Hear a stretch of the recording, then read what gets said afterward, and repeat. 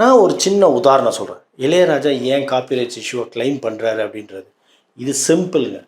இன்னொருத்தனோட உழைப்ப ஒருத்தன் ஈஸியாக சுரண்டிட்டு அதில் பெனிஃபிட்ஸ் அதில் லாபம் பார்த்துட்டு போகிறான் பார்த்தீங்களா, அதுதாங்க இந்த காப்பிரைட்ஸ் வந்து நமக்கு சேவ் பண்ணும். உதாரணத்துக்கு மொபைல் நெட்வொர்க்ஸ்லாம் வந்தது பார்த்தீங்களா ஆரம்ப காலத்தில். அப்போ வந்து இந்த காப்பிரைட்ஸ் இஷ்யூவில் ஈவன் இளையராஜாக்கே அதை பற்றி அவேர்னஸ் கிடையாது.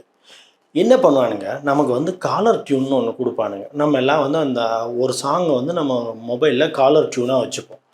அந்த சாங் எந்த அளவுக்கு பாப்புலரோ, அது மேலே வந்து அந்த ப்ரைஸ் வந்து டிபெண்ட் ஆகும். ஒரு நல்ல ஹிட் சாங்னா அதோட ப்ரைஸ் வேரி ஆகும். ஒரு ஆவரேஜ் சாங்னா அதுக்கு ஒரு அமௌண்ட்டு. ஃபார் எக்ஸாம்பிள் ஒரு ஆவரேஜ் சாங்னா ரூ. 50 அப்படின்னா, ஒரு சூப்பர் டூப்பர் ஹிட் சாங் வைக்கிறோம் அப்படின்னா, அதுக்கு ஒரு ரூ. 100.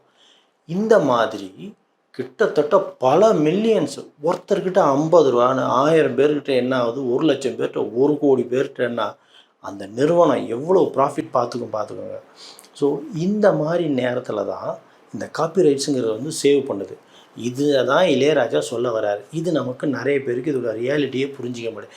இது மாதிரி ஒவ்வொரு ஃபீல்டுலையுமே இந்த உழைப்பை திருடுதல், இந்த உழைப்பை சுரண்டுறதுங்கிற ஒரு விஷயம் நடந்துக்கிட்டே இருக்குது.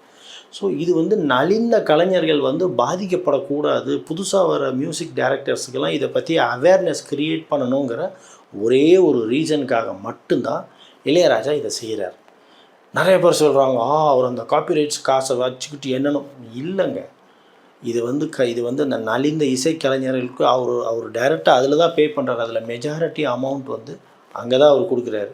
இது வந்து எனக்கு நல்லா தெரிஞ்சதுனால தான் இதை வந்து ஆணித்தரமாக சொல்கிறேன். இன்னொன்று, இளையராஜா ஆரம்ப காலத்தில் வந்தப்போ அவர் போட்ட மியூசிக் நிறைய படங்களுக்கு ரொம்ப சொற்ப அமௌண்ட்டே கொடுத்துட்டு, அதன் பின் அது நாள் ஆக ஆக அதனோட வேல்யூ ஜாஸ்தி ஆனதுனால அதை சார்ந்த நிறுவனங்கள் வந்து பல மில்லியன்ஸ் அதில் ப்ராஃபிட்ஸ் பார்த்துருக்காங்க.